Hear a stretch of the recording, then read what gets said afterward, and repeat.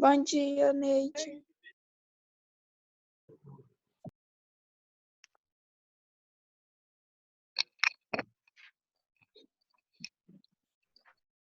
Bom dia, Neide. Bom dia, Neide. Bom dia.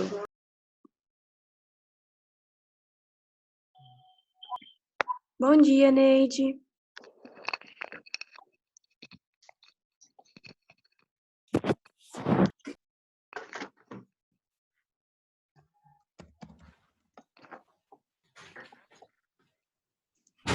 Oi, Neide, bom dia.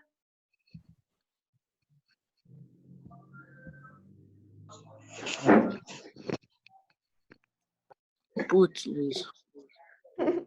Vou falar nada. Ô, Neide, seu áudio não tá funcionando.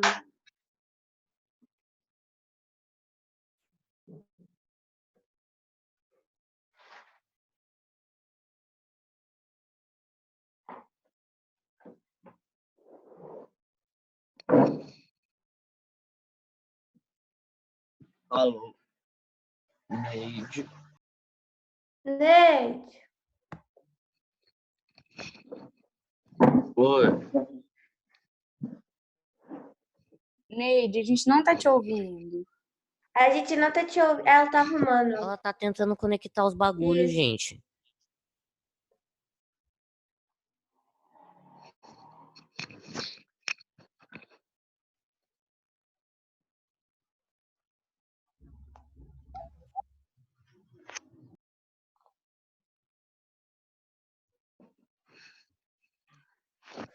Laura Conte tá aqui? Gente, vocês viram a aula da Ariadne? Não. Não. É muito Ainda não. grande. É quanto tempo? Gente, a aula da Patrícia de ontem tem 45 minutos. A da Patrícia. Mas da a aula era Ariadne é 450. Quanto tempo? A da Ariadne é 44 e tanto. Se a gente tivesse no presencial, teria 50, né, gente? Vocês têm que lembrar disso. E o trem é pausando toda hora, o Guilherme. E na escola ainda tem a diversão, que a gente vai interagindo com o professor. Verdade. Quem falou isso? A aula da Patrícia, ela tenta fazer isso. Uma chance, Gente, vai Pedro. ter a Precisa acertar live quem do que foi. Breno. Gente, vai ter live do Breno, pelo amor de Deus. Isso vai Alguém ser falou muito isso de fácil. verdade. Quê?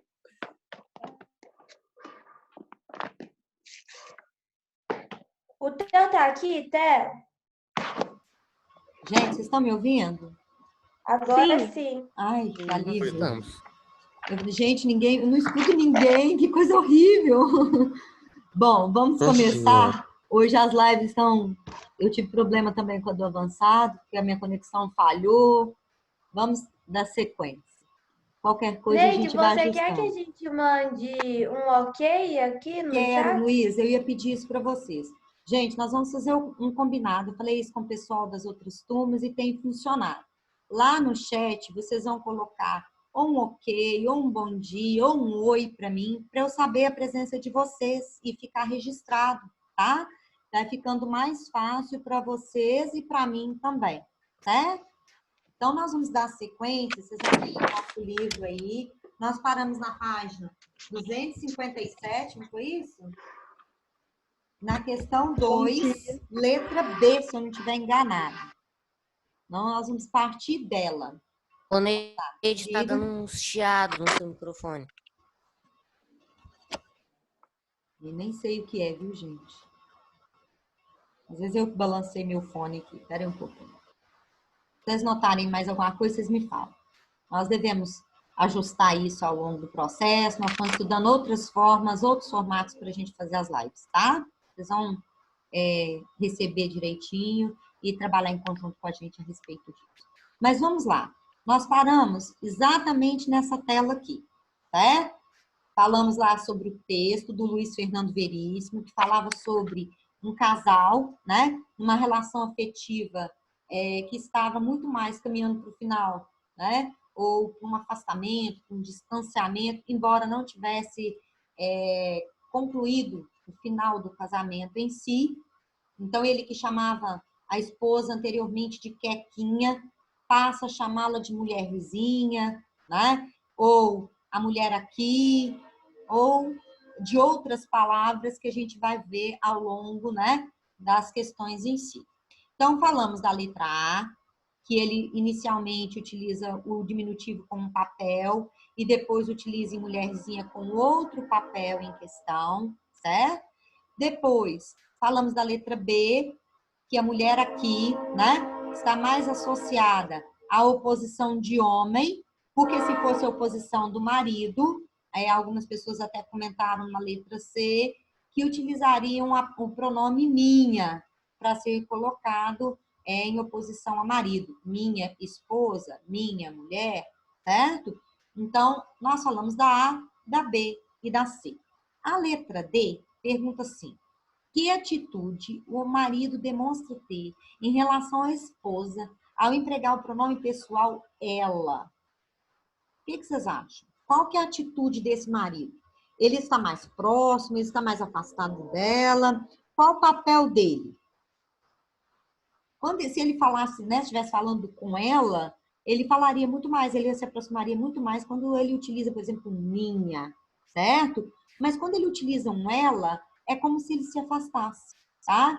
Então, o uso do ela vai frisar um distanciamento entre o marido e a sua mulher, certo? Vamos a 3? Na questão 3, não é 3, até tem que lembrar de falar isso aqui com vocês, eu pus um recadinho para mim aqui, porque é o seguinte, nós vamos observar aqui que a questão na letra E, né, 2 letra E, vai falar um pouco dos pronomes demonstrativos. E eu já postei para vocês o podcast sobre os pronomes este, esse e aquela, não tá? Hein, galera? Já postei para vocês, não já? Então, aquele podcast, ele vai trazer um pouco do que essa questão está falando aqui. E eu tenho um outro podcast sobre pronome, que eu vou postar para vocês ainda hoje, que vem auxiliar o papel dos demonstrativos, que é o pronome que exerce papel de sujeito, quando ele exerce papel de objeto, tá? Tem muito a ver com a nossa matéria do M1, tá? Claro que dialoga também com a matéria do M2, quando eles estão falando lá de oração reduzida, vocês vão observar que no podcast eu faço essa menção, tá? E ao do avançado, que o foco está sendo pronome, colocação pronominal. Ou seja, a língua portuguesa, ela não é desmembrada, ela é toda interrelacionada, certo? Eu vou postar para vocês hoje no Acadêmico esse segundo podcast que fala sobre pronome, tá? E vocês, por favor, ouçam, se possível, de novo do demonstrativo, este, esse e aquela, tá? Tá lá no YouTube, no meu canal lá, tá também postado para vocês no Acadêmico, e eu vou postar esse novamente, esse outro de pronome também, para vocês poderem associar. Acho até que eu vou fazer o seguinte, eu vou postar o link dos dois lá no Acadêmico e vocês escutem, eles são curtinhos, tá? Em torno de 7, 8 minutos mais ou menos. É auxílio naquela parte em que a gente está vendo aqui, tá? Para vocês entenderem o pronome e faz a ponte aí com o nosso conteúdo, relação de sujeito, predicado, objeto e outros termos da oração, beleza? Então, vamos ver o que ele está pedindo aí na letra E. Como você sabe, os pronomes demonstrativos, para que servem os pronomes demonstrativos? Para mostrar algo. Tá vendo que a palavra mostra já está aqui dentro, ó. Eles vão ser mostrados, apontados, sugeridos, relacionados no texto, relacionados na frase, relacionados à posição espacial, temporal, né? Então, essas informações sobre a proximidade ou distanciamento de certo objeto demonstrado em relação ao locutor. Então, isso vai ser determinante para a gente entender o que ele vai pedir aí. Ao se referir à mulher, o locutor, né, que nesse caso é o marido, primeiramente utiliza o pronome essa e depois o pronome aquilo. O que essa alteração revela quanto ao relacionamento do casal? Quando vocês já escutaram lá o podcast que falava do demonstrativo, quando a gente usa o essa, né, é diferente de usar essa e aquela. Para que eu uso cada um, como disse lá mesmo no podcast? O essa é perto daquele que está ouvindo. O esta é perto daquele que está falando. E o aquilo, aquela, aquele, é longe dos dois. Então, se a gente vai pensar na relação, né, deste casal, quando ele utiliza essa, ainda há uma relação de proximidade entre eles. Mas quando ele utiliza aquilo, dois motivos para mostrar o distanciamento do casal. Primeiro, ele trata a esposa por aquilo. Ela já virou coisa, tá? Há um papel dela aí de objeto. A objetificação da mulher. Então, ela foi tratada ou colocada como objeto. Outra coisa que é curiosa para a gente observar é que, como o aquele, o aquela e o aquilo está longe dos dois, a relação deles está cada vez mais distante, tá? Então, o que vocês vão responder na letra E nesse primeiro ponto? Que a relação do casal era próxima quando ele se refere a essa e foi se distanciando ainda mais a ponto dele usar aquilo, colocando a esposa também como papel de objeto, que é o que ele vai pedir na outra, tá? No outro pontinho vai aparecer isso aí. Olha lá só. Os demonstrativos neutros, isto, isso, aquilo, não são normalmente empregados em referência a Muta o pessoas. microfone. Oi? Os demonstrativos neutros, isto, isso e aquilo,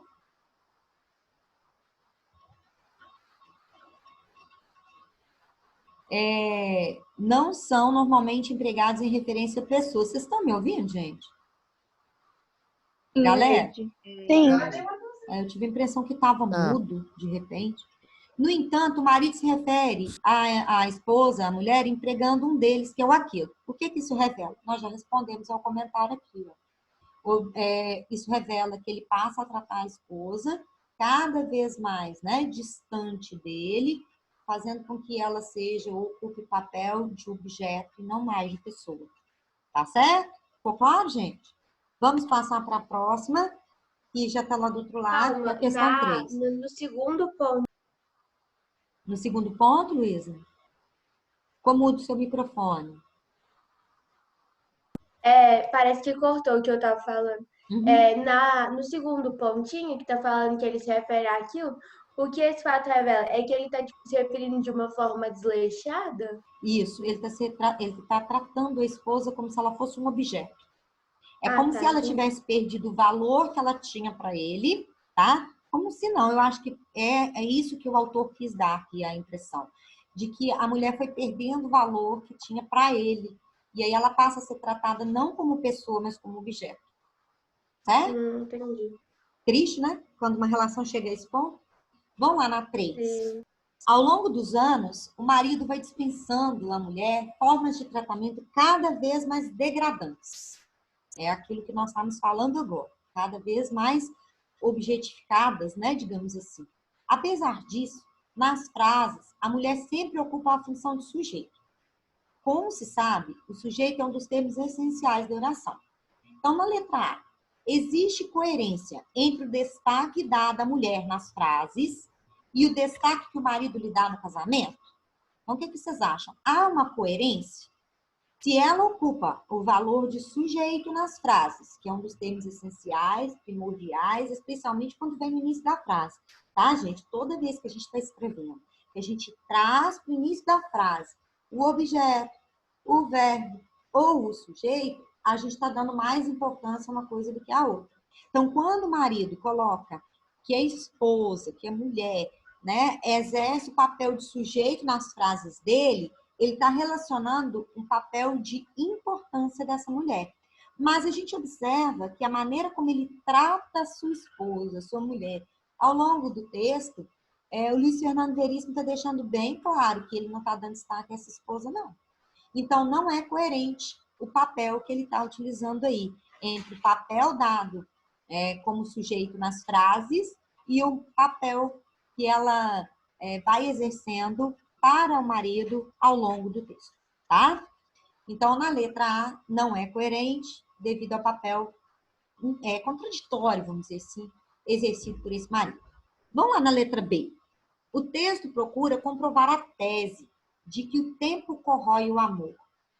Dizem que é verdadeiro, tá, gente? Se a gente não consegue alimentar as relações, isso vale para as relações afetivas, para as relações familiares, nas relações de trabalho, a gente precisa sempre estar reabastecendo as nossas relações.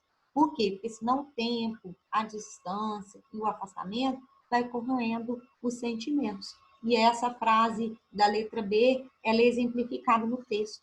Considerando o relacionamento entre Maria Tereza e Norberto, que são os personagens, né, do Luiz Fernando Veríssimo nessa narrativa, levante hipóteses. Por que o casamento deles ainda se mantém? E aí? Eu queria ouvir o que vocês responderam na 3, letra B, antes da gente passar para o anúncio que vem em seguida aí na página 258. E aí? O que vocês me dizem? Eu posso falar, responder? Pode responder uma, depois a outra fala. A Júlia, a Yara. Yara, Quem pode falar primeiro. Tá bom. Obrigada, Júlia.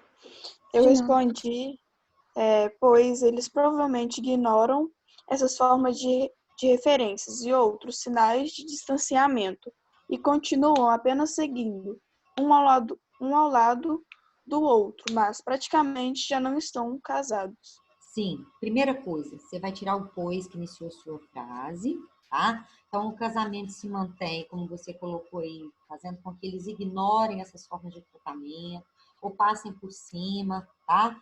Eu concordo com você, especialmente quando você fala aí no final, Yara, que eles vão levando. Esse ir levando é a manutenção que a gente vê aqui. Eles podem estar mantendo um casamento de aparências, tá? Eles podem estar mantendo, aí há uma sugestão na sua fala, não sei se foi o que você pensou, uma relação de comodismo.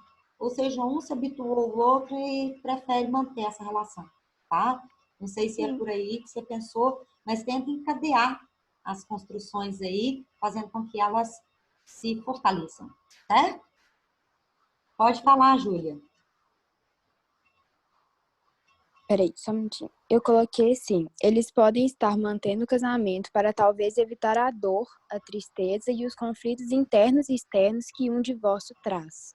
Sim, sem dúvida. Então, aí note que na sua fala, Júlia... Só um minutinho. Note que na sua fala, você está reforçando o comodismo, né? Eles querem evitar o conflito, eles querem evitar o embate. Então, eles preferem manter o comodismo das relações. Eu lembrei daquele texto que você passou, não o da Clarice Lispector, mas da outra mulher que eu esqueci o nome. Eu acho que é mais ou menos Da isso. Marina Colasanti, não é? Isso mesmo. Sim, sem dúvida. Eu acho que tem muito a ver. Eu gosto muito daquelas autoras, tá, gente? Por isso mesmo que eu, mesmo tendo passado para vocês o da Felicidade Clandestina no F3, eu pus novamente o texto lá e pedi para vocês analisarem, para vocês perceberem como que essas duas autoras, e uma respeitava muito a outra. Eu não sei se vocês chegaram a ver o vídeo que eu postei lá da biografia, uma falando da outra, né, que a Marina Colasanti ainda é viva, e ela era editora da Clarice, ela ajudava nas edições dos textos. Então, de uma forma geral, uma reforçava muito o olhar da outra. E são ambas mulheres que apresentam essas relações sendo deterioradas, sendo consumidas pelo tempo, como aqui o Luciano Veríssimo vai trazer para a gente. Né? Acho que era a Maria Júlia que queria falar alguma coisa, pode falar. Maria Luísa. Maria Luísa, pode falar, Maria Luísa.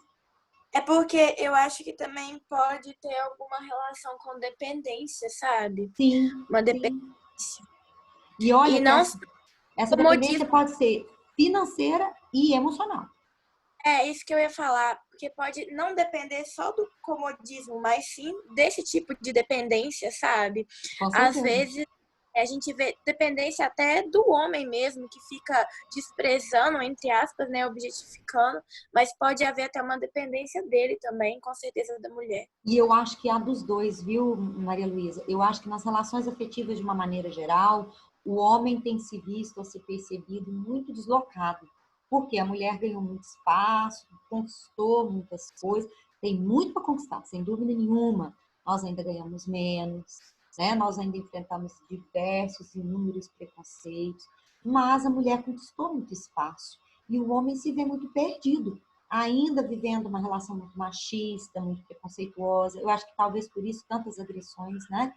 Tantos crimes de feminicídio, tantas relações machistas, sexistas, preconceituosas que a gente vê aí. Eu acho que é porque o homem ainda não conseguiu perceber o seu papel. Quando os homens conseguirem perceber que eles podem ser muito mais parceiros, muito mais cúmplices do que, sei lá, eu acho que não tem que ter uma competitividade entre homem e mulher, mas uma parceria. A gente não precisa estar no embate o tempo inteiro, mas um auxiliando o outro. Então, essa relação de comodismo que você está dizendo aí, eu concordo com você. Pode ser tanto do homem quanto da mulher, quanto às vezes até dos dois ocupando papéis que se acostumaram, né? Como diz aquele texto, eu acho que eu não postei para vocês, mas acho que postei para o M2, a gente se acostuma. Diga. Neide, Diga. posso ler o meu? Pode sim. Eu coloquei assim, ó. Porque eles já se acostumaram com aquela situação e preferem ser casados aparentemente sozinhos por dentro do que sozinhos e com fama de solitário, porém livres. Sim, exatamente. Então, a dificuldade está nas relações, né? Ou seja, eu me acomodo, me acovardo nisso daqui, porque se eu tiver que ficar sozinha, eu vou ter que lutar contra outras coisas que eu me acovardei, que eu prefiro não lutar. Né? Isso mesmo, viu, Chaves? É por aí mesmo. Vamos dar sequência, agora já passando com um anúncio publicitário bem bacana, bonito, tem muito a ver com a nossa realidade atual. Eu acho que a gente está precisando aprender a ser mais brasileiro, tá? Mas não brasileiro só por vestir verde e amarelo, não só por isso, mas em perceber o que é ser brasileiro, tá? Solidário e não solitário nas suas lutas. Então, olhem bem esse anúncio publicitário, que eu reproduzi maior aí para poder a gente analisar. Ele traz duas frases bem interessantes. Eu quero que vocês observem tanto a questão da linguagem verbal, que são as palavras colocadas aí, quanto a linguagem não verbal, que é a questão da construção da imagem da bandeira do Brasil nas mãos, né, de pessoas. Então, olhem bem que o Brasil está em boas mãos, nas mãos do povo brasileiro. Então, nós temos um enunciado em duas frases, tá vendo? Duas frases curtinhas. Uma apresenta verbo, a outra não. Isso vai ser explorado em questões, né, de 1 a 4, que nós vamos analisar o anúncio.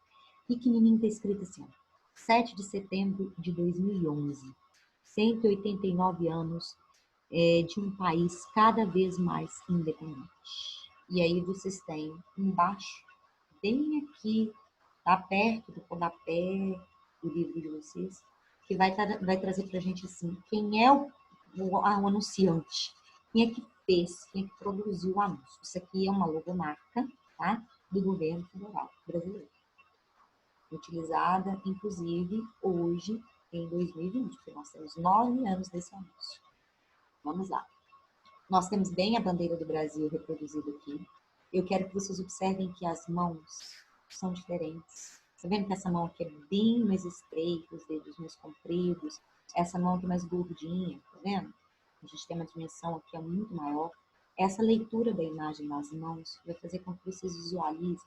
Claro que a gente não pode afirmar, porque é muito de cada um. Mas observem que essa mão aqui parece uma mão feminina, enquanto que essa mão aqui parece uma mão masculina.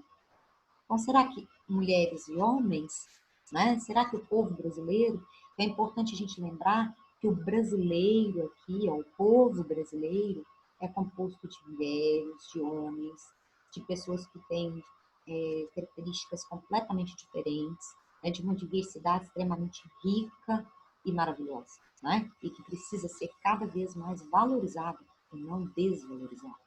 Vamos ver o que o anunciante, aliás, o que o livro didático, né, trouxe. Esse anúncio publicitário ele foi divulgado na revista Isto É, no dia 7 de setembro de 2011, tá? Nas páginas 4 e 5, ou seja, ele ocupava 2 páginas. Vamos lá. O anúncio foi publicado na semana em que se comemora a independência do Brasil. Então, nós temos aí uma informação.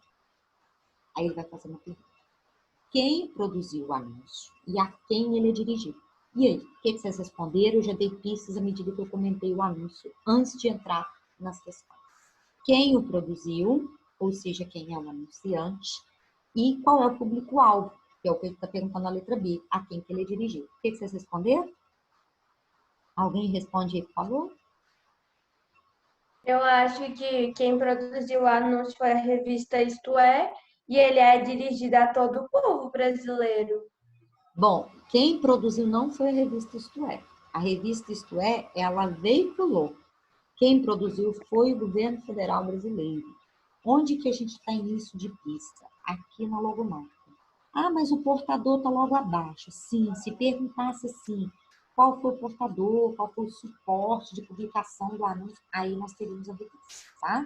Mas o anunciante é quem fez, quem endossou. Se fosse, por exemplo, a propaganda de um carro da Volkswagen, seria a própria Volkswagen que estaria aqui como anunciante, certo? Se fosse, por exemplo, um produto alimentício, como da Seara, que a gente vê, a própria Seara, certo? Então, vocês vão colocar aí que quem produziu o anúncio foi o governo federal brasileiro e a quem que ele dirigiu? A todos os brasileiros, certo? O público extremamente amplo. Vamos lá na 2? Observe a imagem. Aí nós vamos falar, eu vou voltar e colocar ela lá. Vou ler primeiro aqui e a gente volta lá na frente, tá? Observe a imagem. Ela é composta de mãos justapostas, ou seja, uma do lado da outra, e abertas, pintadas com desenho e as cores da bandeira brasileira. As mãos são da mesma pessoa? Diga. Eu não peguei a 1A. A 1A, quem produziu? O governo federal brasileiro. Como que você sabe? Pelo portador de verde e amarelo, daqui a pouco aponta ele de novo, tá? A quem que é dirigido? A todos os brasileiros. Ok? Sim, Vamos lá obrigada. na outra? Então, tá lá assim, as mãos são da mesma pessoa? Justifique sua resposta e dê uma possível razão para a escolha do anunciante. Nós já até comentamos que provavelmente nós temos aí uma mão feminina e uma mão masculina. Eu já coloco lá na tela para a gente poder comentar. Que relação há entre o anúncio e o contexto em que ele foi publicado? Aí nós vamos comentar A e B lá com o anúncio na tela.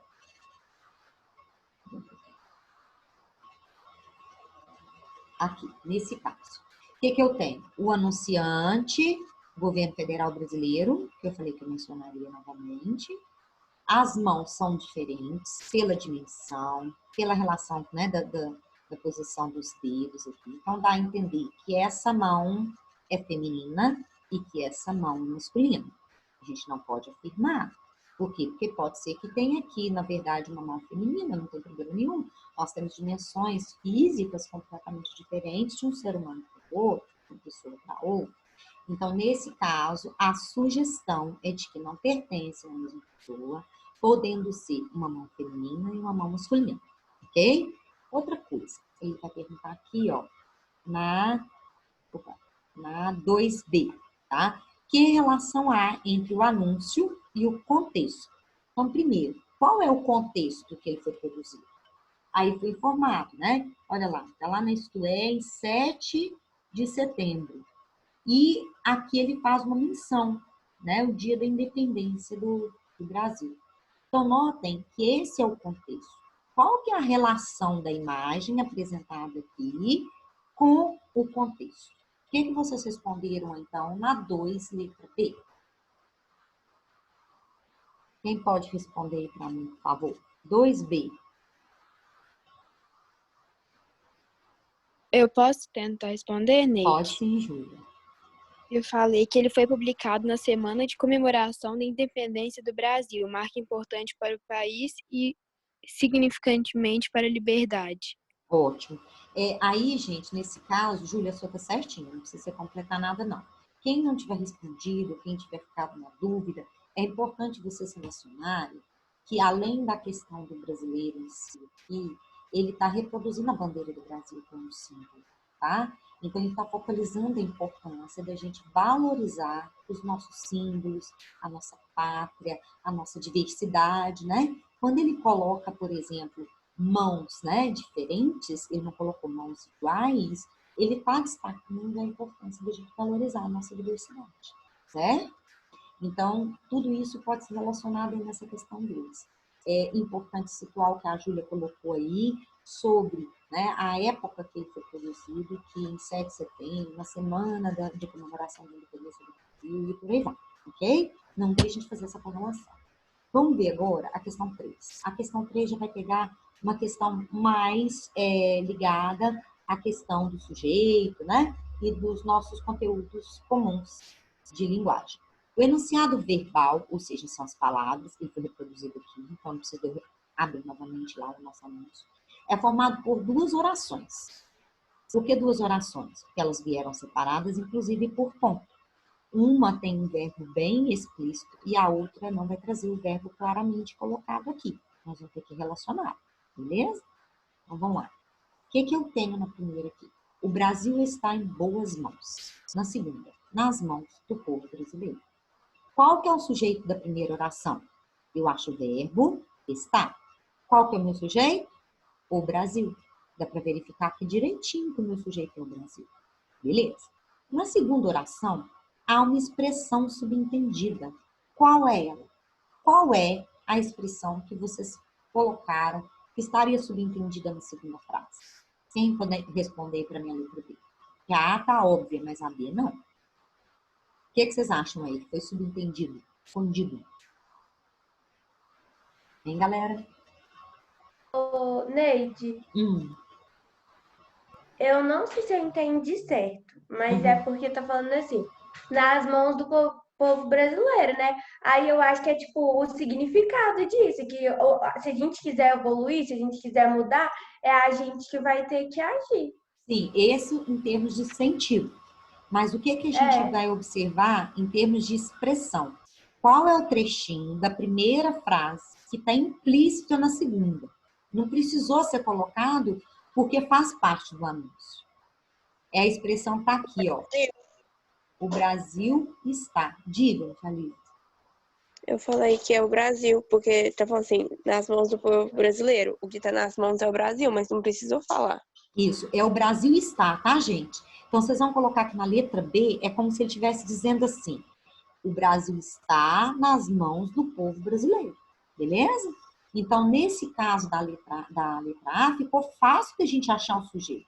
Mas na letra B, não, porque eu teria só um adjunto de verbial aqui, ó, nas mãos do povo brasileiro, certo? É porque, na verdade, ele construiu um enunciado que faz com que a gente consiga perceber o que está oculto aqui. Ele ocultou o sujeito e ocultou o verbo também, certo? Então, na letra B, vocês vão colocar que a expressão que está subentendida é o Brasil está.